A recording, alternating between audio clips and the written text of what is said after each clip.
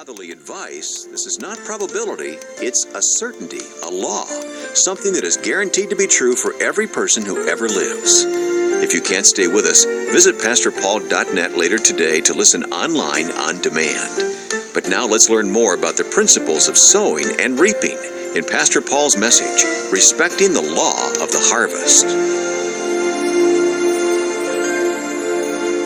But we had to sow chores, completed chores, before we reaped allowance and special money. If you needed special money and over your above your allowance, they would find something in the house you had to do.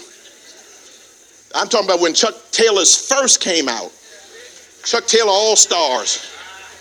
They came in black, white, high top, low top. That's it. All this rainbow you see now, not back in the day. What you want, black or white? White. What you want, high or low? Low. They're the only questions they asked you at the sneaker store. Was no Nike. Just Chuck Taylor. And so all the knockoffs were trying to look like Chuck's, but cost less money. So they had John Smiths. And your mother would try to talk you into John Smith.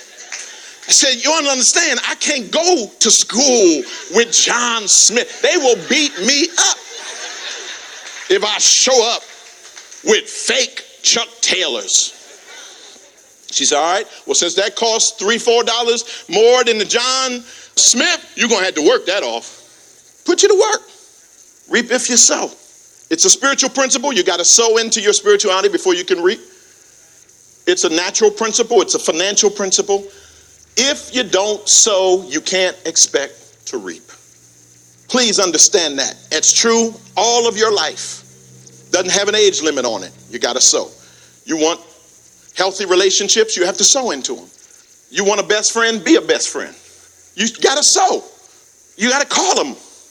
Hey, thinking about you, what's going on? You got to sow the seeds that'll get you the harvest you want. You reap if you sow. Number 2, you reap what you sow. You reap what you sow. Meaning, if I sow one seed of one type of vegetable, I am not going to reap a different type of vegetable. I know by what I'm going to reap by what I sowed. I'm not going to sow the peas and expect corn. You reap what you sow. That's in God's law. Same is true in our lives. Here's how Jesus put it in Luke 16. Beginning at verse 10, whoever can be trusted with very little can also be trusted with much. Whoever is dishonest with very little will also be dishonest with much. So if you have not been trustworthy in handling worldly wealth, who will trust you with true riches? And if you have not been trustworthy with someone else's property, who will give you property of your own? Those kinds of remarks are based on the part of the principle that says you reap what you sow. And so here's what Jesus is saying. He's saying, I can predict what's coming in your future by your current patterns. Because your current actions, your current attitude, your current decisions are sowing a harvest that you will reap. So he says, if you can't be trusted and you don't have much, if you ever got your hands on more, we can know you won't be trustworthy with it. That's the principle. Jesus said it. You can't argue with him. He said today is indicative of tomorrow. A lot of people want to believe that they can do wrong and reap right. A lot of people want to believe that they can sow just barely enough and then reap the harvest of somebody who did more than enough. You can't go to school and cram before every exam and graduate at the top of the class. Not going to happen because you didn't sow that. If you want to be an A student, you have to sow toward an A. You have to give more time when everybody else is going to party. You say, no, I got to study. It's a decision you make, young people, when you're in college. I choose to study because I want to be a doctor. Nobody wants a doctor who crammed. Want a cramming doctor? I'm sitting up on the table, my life seemingly in your hands, and you over in the corner looking at a book. Talking about, I know we talked about this at some point in May's, I'm jumping down off the table, putting my britches back on, and I'm walking out. Take this little pitiful little paper gown with you, because you are not touching me. Why? Because you didn't sow. You didn't sow enough. I'm looking for somebody who took their time and did the work and has outstanding credentials. You will reap what you sow. Don't blame your harvest on anybody but yourself. I said, don't blame your harvest on anybody but yourself. Whether we're talking about your schooling, whether we're talking about your spirituality, whether we're talking about your work, your job, anything like that. You will make yourself, your way prosperous if you sow the proper harvest. You reap what you sow. So be faithful now. Giving. I've learned that principle about giving. I was taught to be a tither as a little boy, way back to being a small boy when I got a $1 allowance. I was taught to be a tither. My mother would give it to us, and she'd say either go to the store and make change, or if she had the change, she'd give you 3/4, 2 dimes, and a nickel. And she'd say, now a dime of this belongs to God. When you go to church, you give it. That's God's. And that was drummed into me as a little boy, so that when I went to church, this is God's money. The 90 cents is mine, but the dime belongs to God. And so as I grew up, when I got my first job, paper route. Some of young folk never heard of a paper route.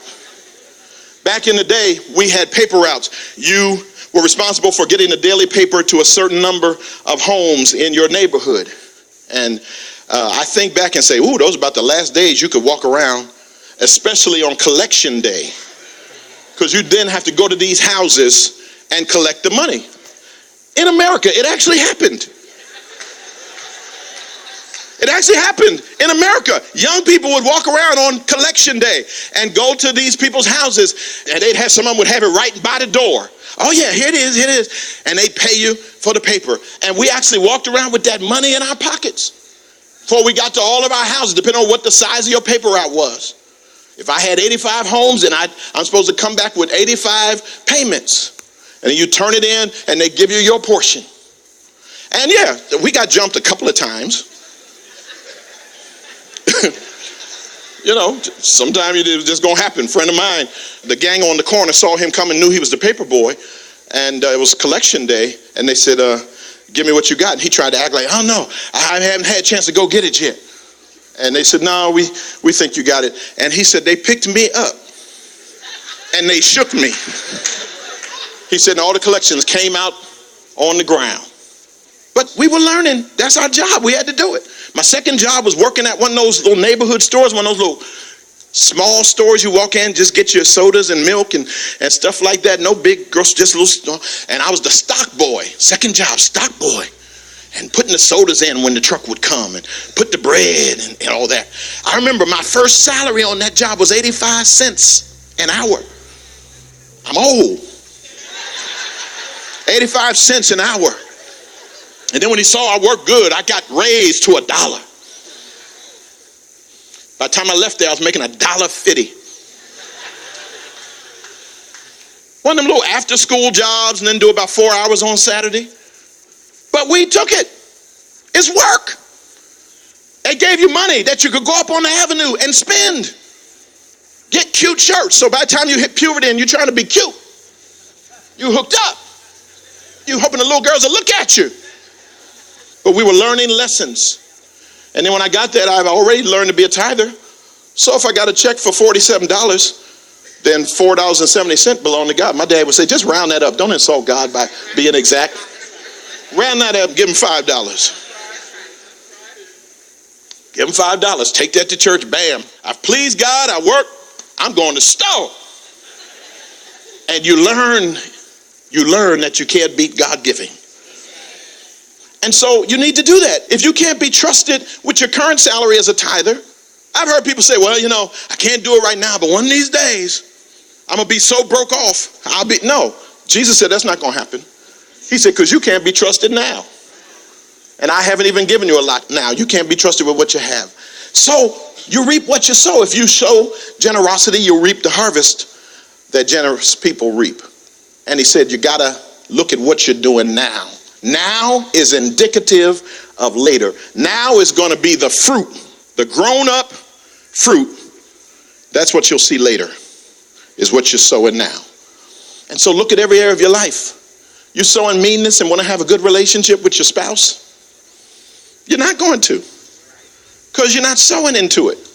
Be nice on purpose. Intentional niceness on purpose. Love them well on purpose. Treat them right on purpose. When they say or do something that makes you want to react a certain way, but you have responsibility. Responsibility is nothing more than responsibility. I have the ability to not come back at you just because you said or did something I don't like. I could come for you, but it wouldn't be pretty. So I'm going to choose to love you enough to not go there. That's what you do. Now you've sown a harvest of niceness, and you keep on sowing until you see but see, I've been nice for about 8 months now. No, keep sowing. Keep sowing. Keep sowing. You will reap what you sow. Yeah, but don't you know people who never get right? I sure do. But what this principle says is, even if they never get right and stay wrong, God saw your sowing. And God's going to bless you anyhow. I said he'll bless you anyhow. He'll give you a peace that passes understanding. He'll give you a grace to be able to ignore their ignorant behavior. He'll be actively blessing you because you honored the law. You reap what you sow. Third, you reap after you sow. There's no sudden success. You sow and then you have to wait. You sow and then you wait. You sow and then you wait. Nobody goes out and sows today and tomorrow morning they're looking at the ground. No.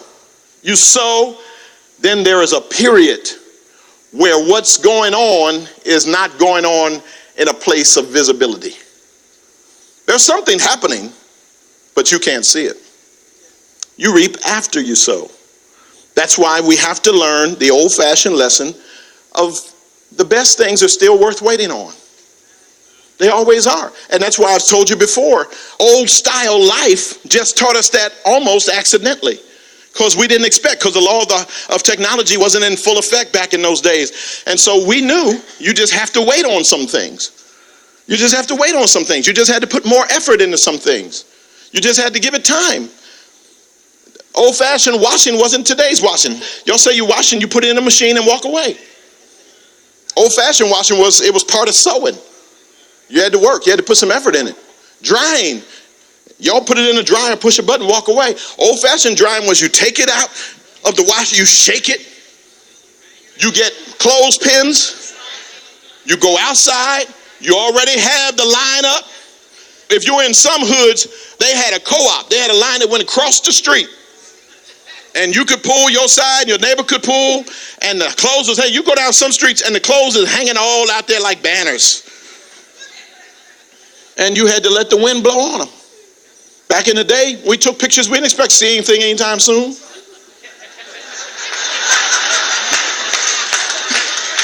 Take the picture, roll the thing to the next one till it stops. Take the picture, roll it. And then you had to take the whole roll, whether you got the shot you want or not. You had to finish out the roll, so you just shoot any old thing. Just bam, bam, bam. And when you finished the roll, then you took it to a place, a store, drugstore, pharmacy that had a photo area, and then eventually some photo dedicated places popped up. And you take it over there and you would put the roll in an envelope and you would fill out your name and address and phone number. Seal the envelope, drop it off, and you waited. Then they would call you and tell you it's in. You go, pay for it, get it. Then you see, then you get to reap. And then when Polaroid came out, Oh, we thought we were into something. When Polaroid came out, we thought we were into something because you took the picture and it would slide out the front. Oh, but when you took it, you didn't see much. Saw a gray cloud. That's all right. You knew your harvest was coming. And you'd speed it up by shaking. Come on, some of y'all old heads. Oh, I see a hand. Some things you just have to wait on. Just wait on it. It's coming. Though it tarry, wait for it. It's coming. Just wait. And I notice that this generation waits when they ought to be walking in this active sowing. And I notice that they don't wait and they expect your result. Right now, I don't have my broke off car, the car that I'm sowing toward right now. Sowing toward a car that I want. I used to have it, and then I went through a season. When I first hit my midlife thing, I went through a season. I thought I wanted the smaller, sportier car. So I went and got that, and I said, this ain't it. So now I'm going back to the larger sedan that I'm sowing toward now. One day, you're going to see me drive up. I'm telling you now, when you see me, don't hate. I tell you right now, don't even bother hating. Look at him, think he knows such a much. And then you say whatever you want.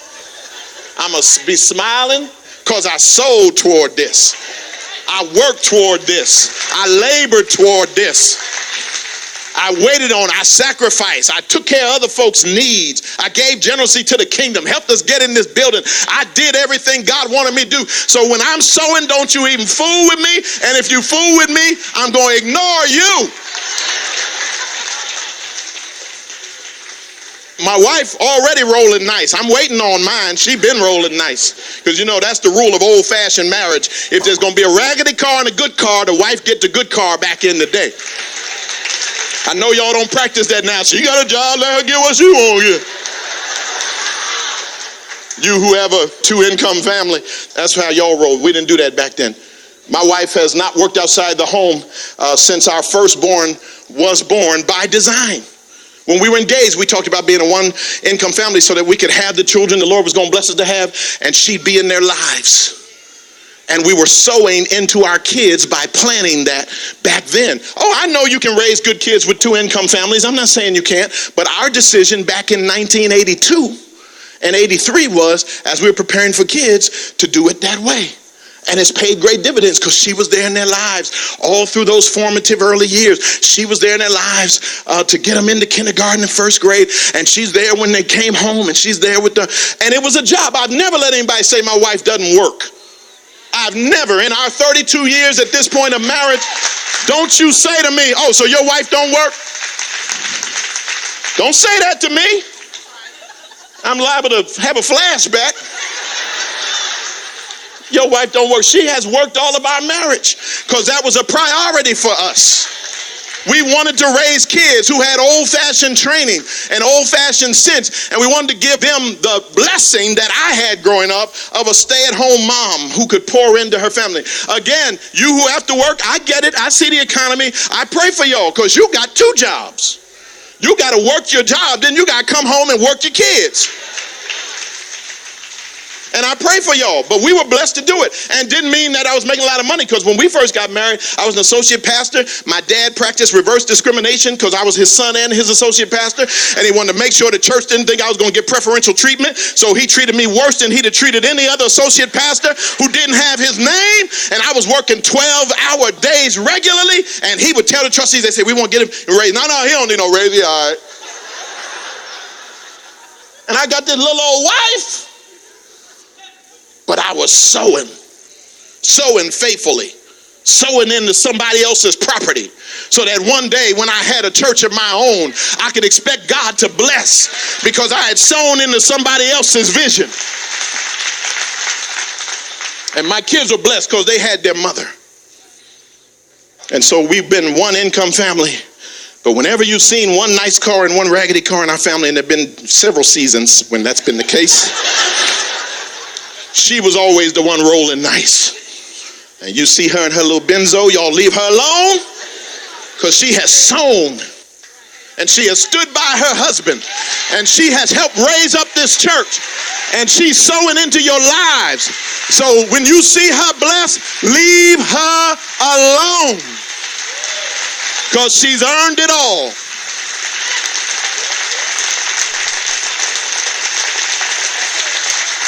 And that's what we have to learn to do. We have to learn to sow.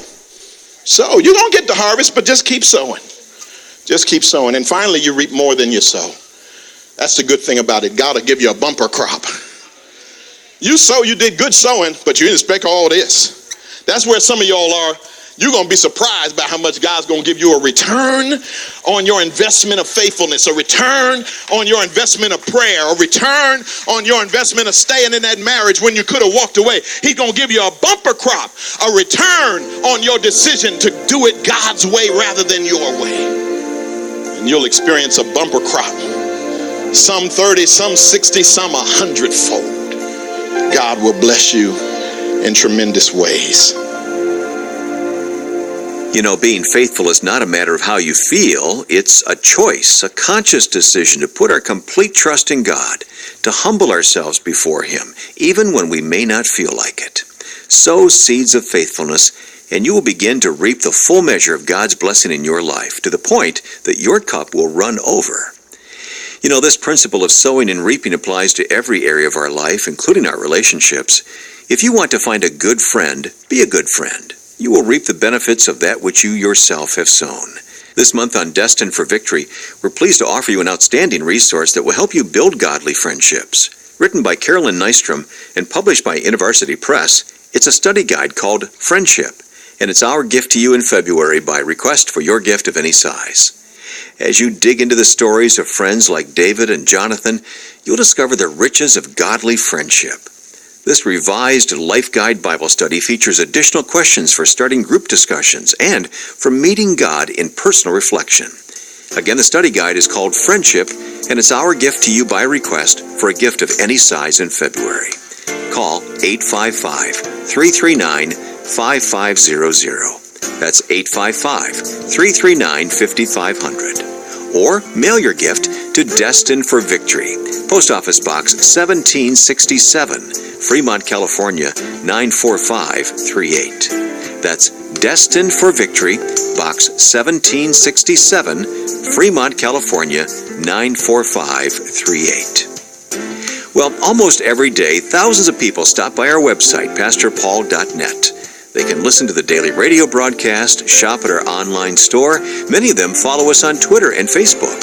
And if you haven't joined them already, log on to pastorpaul.net later today. That's pastorpaul.net, your online guide to the Destined for Victory ministry. If you want to find the ancient path and the good way where money's concerned, if you want God to bless you, you start by honoring God with your possessions, with your finances, and with the first fruits of all your crops. That's next time in Pastor Paul Sheppard's message, What to Do with Your Money. I hope you'll join us. Until then, remember, He who began a good work in you will bring it to completion. In Christ, you are destined for victory.